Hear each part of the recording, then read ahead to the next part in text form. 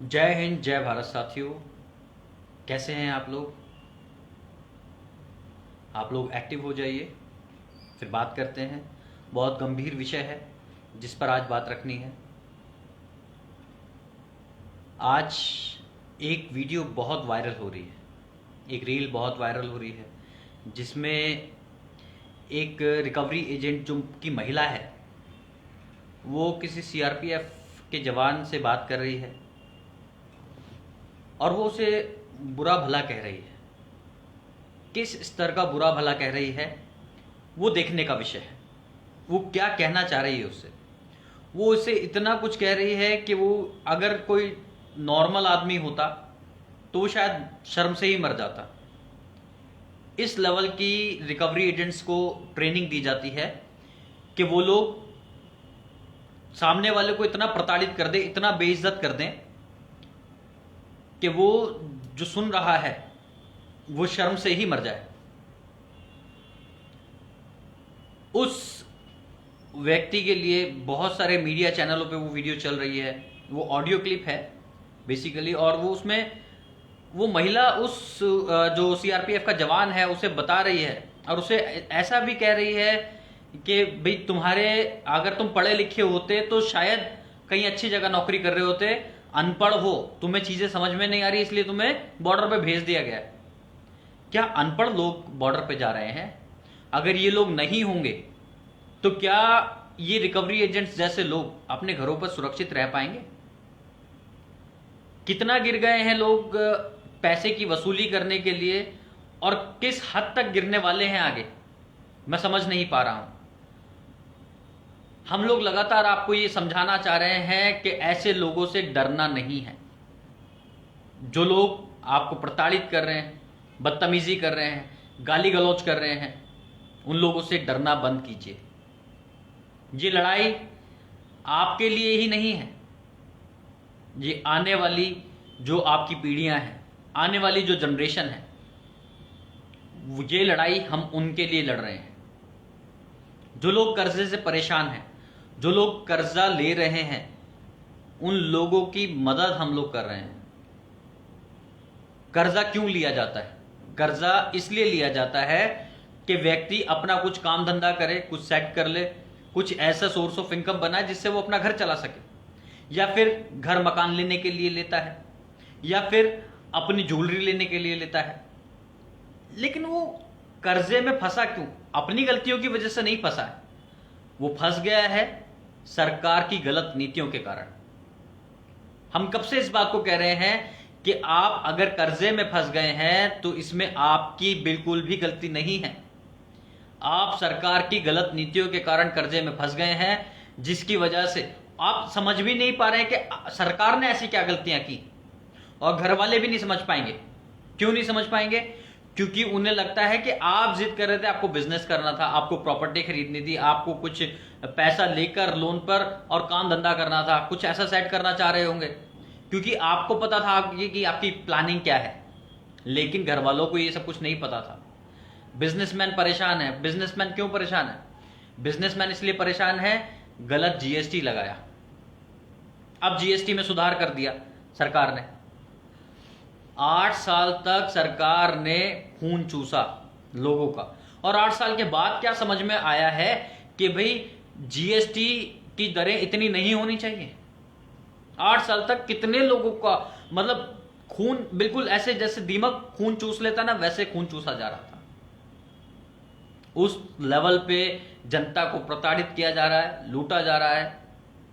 आप लोगों को हम लोग कब से मदद करने की कोशिश कर रहे हैं। हम लोगों ने जो नंबर दिए हुए हैं उन पे भी हम लोग लगातार बने हुए हैं। ये अलग बात है कि नंबरों पे शायद फोन नहीं उठा पा रहे लोग, क्योंकि कॉल की फ्रीक्वेंसी बहुत ज्यादा है, कॉल बहुत ज्यादा आ रही हैं। तो बिल्कुल चिंता करने की जरूरत नहीं है, डरने घबराने की जरूरत नहीं है। मैंने पहले भी कहा, ये लड़ाई हम लोग आपकी आने वाली जनरेशन के लिए लड़ रहे हैं। सच सच बताइए, क्या कोई माँ बाप अपने बच्चों को विरासत में अपना कर्जा देकर जाना चाहता है क्या? आप लोग ही बताइए, कमेंट में बताइए कि क्या आप लोग अपने बच्चों को ये कर्जा विरासत में देके जाना चाहते हैं? कोई माँ बाप नहीं चाहेगा, कोई माँ बाप नहीं चाहेगा कि उसके बच्चे, उसके आने वाली पीढ़ी उसके द्वारा लिया हुआ कर्जा उतारे। और कर्जा क्यों, किस हद तक उतारेगा? मैं आपको एक घटना बताता हूं। कल मेरे पास एक फोन आया, उसने मुझे बताया, भैया ने, राजस्थान से फोन था, उन्होंने बोला कि भाई साहब मैं आपके साथ लगातार जुड़ा हुआ हूं, आपकी टीम में हूं, काम भी कर रहा हूं, लोगों के फॉर्म भी भरवा रहा हूं, और आज मेरे पास एक व्यक्ति आया है जो ये कह रहा है मेरे साले ने पैसा लिया था 20,000 रुपये मात्र, उससे 4 महीने के अंदर अंदर 60,000 रुपये मांगे जा रहे हैं, और 4,000 रुपये के बाद में भी लोग बैठे नहीं हैं। अगर उसने पैसा देने के लिए कहा कि भाई 60,000 रुपये कैसे दूं, 60,000 रुपये नहीं दे रहा था, इसलिए उसे उठाकर ले गए, पता नहीं कहाँ ले गए। मैंने उनसे कहा भैया आपको पुलिस कंप्लेंट करनी चाहिए, रुकना नहीं चाहिए। मैं आपको भी बताना चाहता हूं, अगर आपको भी ऐसी कोई धमकियां दे रहा हो, आपके भी कोई पीछे लगा हो, नाजायज तरीके से पैसे की डिमांड कर रहा हो, 2% 3% तक फिर भी जायज है, लोग पैसा देते हैं, उतार भी देते हैं। अगर आप लोग 15-15, 20-20%, 30-30% पे पैसा लेंगे तो कहां उतार पाएंगे, कौन उतार पाएगा? ऐसे अनेकों एग्जाम्पल हमारे पास पड़े हुए हैं। अनेकों लोग ऐसे हैं जो लोग ने हाई इंटरेस्ट पे पैसा लिया और वो चुका नहीं पा रहे, उनका सब कुछ बिक गया लेकिन वो पैसा नहीं उतार पाए। मैं आप लोगों को ये बताना चाहता हूं, अगर आप कर्जे के दलदल में फंस भी गए हैं, हाई इंटरेस्ट पे भी पैसा लिया हुआ है, तो भी परेशान मत होइए, डरिए मत, घबराइए मत। हमने YouTube पर ट्रेनिंग भी डाली हुई है, कर्जे से निकलने के 20 तरीके, वो ट्रेनिंग आप अटेंड करें, फ्री है ट्रेनिंग। हम अपनी तरफ से जो भी कर पा रहे हैं, जो भी जितना भी कर पा रहे हैं आपके लिए है, फ्री है, और हम ये काम निःशुल्क कर रहे हैं। आपने अभी तक अगर फॉर्म नहीं भरा है तो आप फॉर्म भरिए, सबसे पहला काम करिए, फॉर्म भरिए, हमारे साथ जुड़ जाइए। एकता में ही शक्ति होती है, ये ध्यान रखिए। अगर आप अकेले रहेंगे तो बटे रहेंगे, तो डरते रहेंगे। आप जिस भी मोहल्ले में रहते हैं, जिस भी एरिया में रहते हैं, जिस शहर में रहते हैं, वहां पर ऐसे लोगों को ढूंढिए जो लोग कर्जे के कारण परेशान, उनको प्रताड़ित किया जा रहा हो। फॉर्म भरिए, निःशुल्क फॉर्म भरिए। अगर हमारे नाम पे कोई पैसा मांगता है तो उसकी पुलिस कंप्लेंट कर सकते हैं आप, आपको राइट है पूरा। हम ये काम पैसे के लिए नहीं कर रहे हैं, निःशुल्क कर रहे हैं, सेवा के लिए कर रहे हैं, ताकि आप लोगों को मदद की जा सके। 2 लाख से ज्यादा ऐसे लोग हैं जिनको हमने कर्जे से, वो लोग कर्जे के कारण आत्महत्या करने जा रहे थे, उन्हें रोका, उनको गाइड किया, उनकी काउंसलिंग की, उन्हें बताया कि ऐसा नहीं करना, इससे निकला जा सकता है। वो जिस ट्रेनिंग की बात मैं कर रहा हूं, वो ट्रेनिंग आपको गाइड करती है पूरा, क्या क्या विकल्प आपके पास मौजूद हैं, अभी किस किस विकल्प पे काम करके आप कर्जे से निकल सकते हैं। जो भी व्यापारी लोग हैं वो उस ट्रेनिंग का लाभ उठा सकते हैं, उनके पास बहुत सारे विकल्प रहते हैं। अगर आप नौकरी भी करते हैं तो भी आप बिल्कुल डरिए मत, घबराइए मत, आप साथ बने रहिए, एकजुट रहिए, आपको कोई डरा नहीं पाएगा, धमका नहीं पाएगा। अपने जैसे लोगों को अगर ढूंढ लेंगे, उनका फॉर्म भरवा देंगे, तो वो हमारे पास भी रहेंगे, फॉर्म की जानकारी, और उनको हमारी टीम संपर्क भी करेगी। हमारी टीम में भी आप जुड़ सकते हैं, काम कर सकते हैं। अभी हम लोग अहमदाबाद में, गुजरात में काम कर रहे हैं, वहां पे हमारा ऑफिस भी है, 103-4-5 number, first floor, Shri Krishna centre, Navrangpura में हमारा ऑफिस है। आप वहां पर जाइए। जो लोग भी गुजरात में हैं, गुजरात से बहुत सारी कॉल्स आ रही हैं, बहुत सारे लोग ऐसे हैं जो ये कह रहे हैं कि भाई साहब आप गुजरात में कहाँ पर हैं। मैं आपको बता दूं, हमारी टीम लगातार अहमदाबाद और अहमदाबाद के आसपास गुजरात में भी बहुत सारी जगहों पर अपनी गाड़ियों से, ऑटो से, जैसे भी वो जा सकते हैं, फील्ड में जा रहे हैं, घर घर जा रहे हैं, अपनी जानकारी पहुंचा रहे हैं। और मैं आपको एक बात बताऊं, लोग आ रहे हैं, लोग हमारे साथ जुड़ रहे हैं, लगातार फॉर्म भी भर रहे हैं, वहां के लोग जागरूक हो रहे हैं। जिन लोगों ने कर्जा लिया हुआ है, पैसा नहीं लौटा पा रहे हैं, पहले लोग शर्म कर रहे थे, लेकिन अब खुलकर सामने आ रहे हैं, क्योंकि ये लड़ाई उनके लिए नहीं है, उनकी आने वाली जनरेशन के लिए है। अगर आज भी शांत बैठे रहे, चुप बैठे रहे, तो याद रखना, ये जो कर्जा है आपसे तो वसूला जा ही रहा है, आपके बच्चों से, उनके बच्चों से भी वसूला जाएगा। जो होम लोन लेते हैं लोग, 20 साल, 25 साल, 30 साल के लिए लेते हैं, इतनी लंबी ईएमआई बना देते हैं।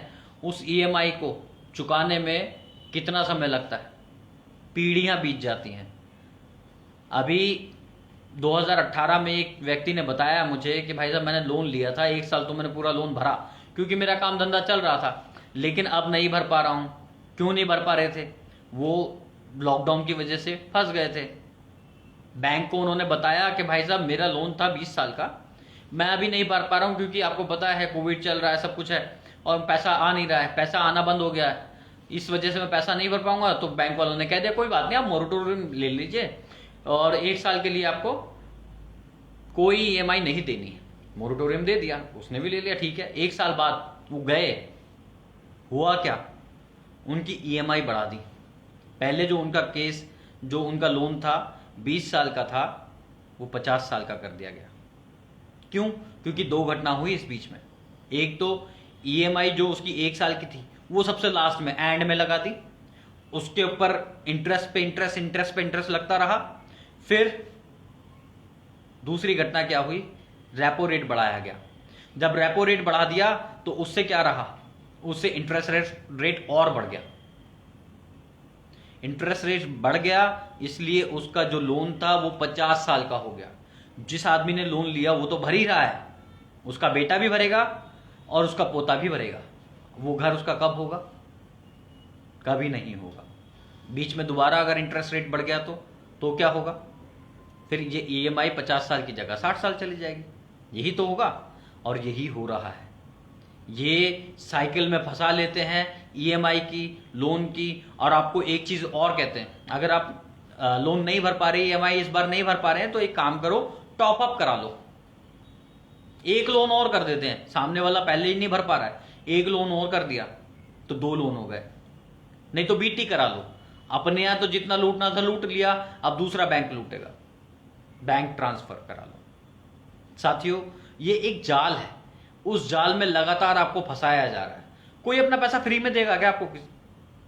कोई नहीं देता।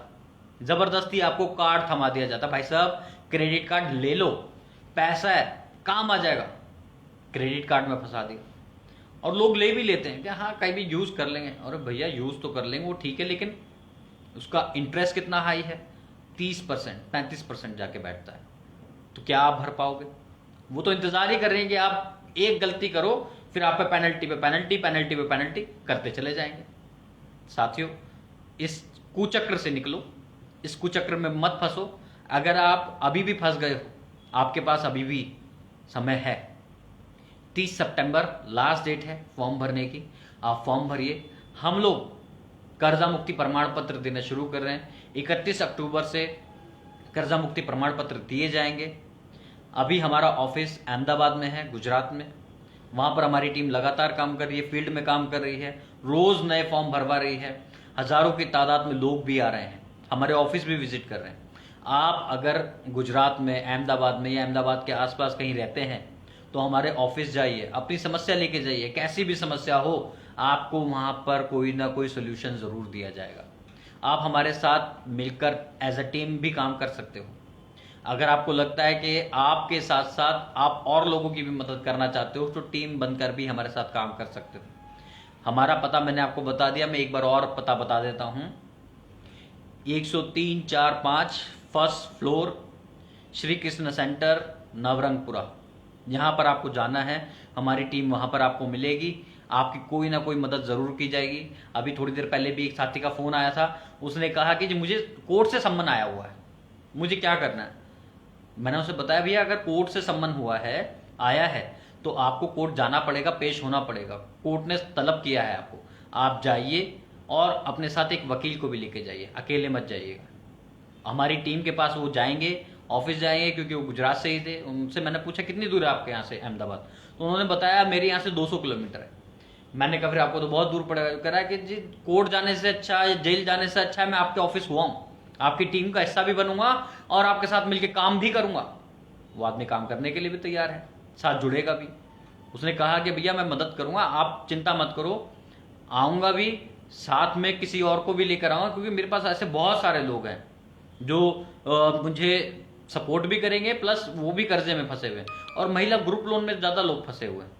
महिलाओं को तो प्रताड़ित किया जा रहा है। ऐसी ऐसी घटनाएं सामने आती है कि लोग क्या करते हैं, अगर ईएमआई नहीं थी तो घर से बकरी उठा के ले गए, भैया ईएमआई भरेगा तो बकरी लेके जाइयो। इतनी इस हद तक गिर गए हैं लोग।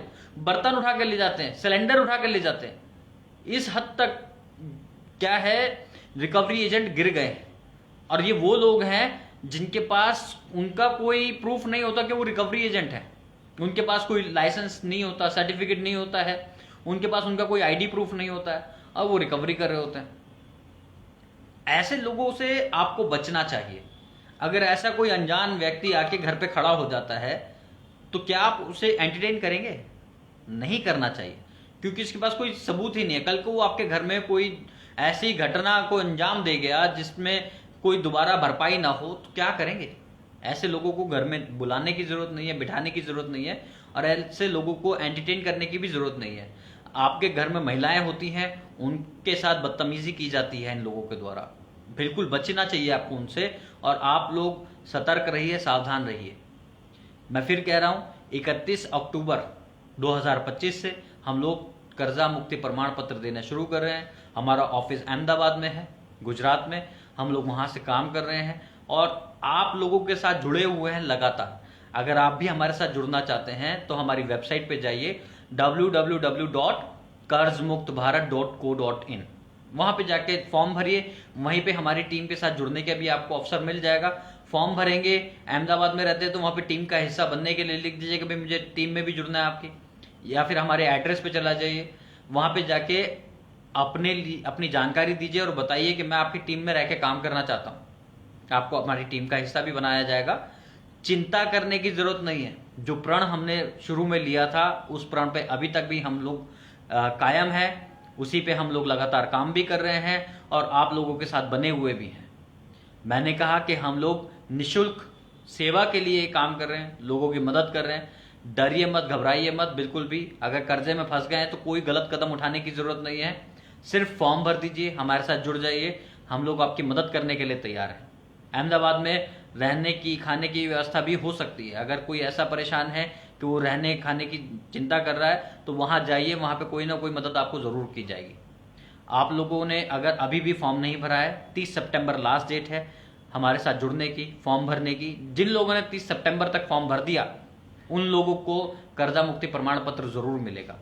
आप फॉर्म भरिए, निःशुल्क भरिए। हमारे नाम पर अगर कोई पैसा मांगता है तो उसकी पुलिस कंप्लेंट जरूर करना। छोड़ने की जरूरत नहीं है, बख्शने की जरूरत नहीं है।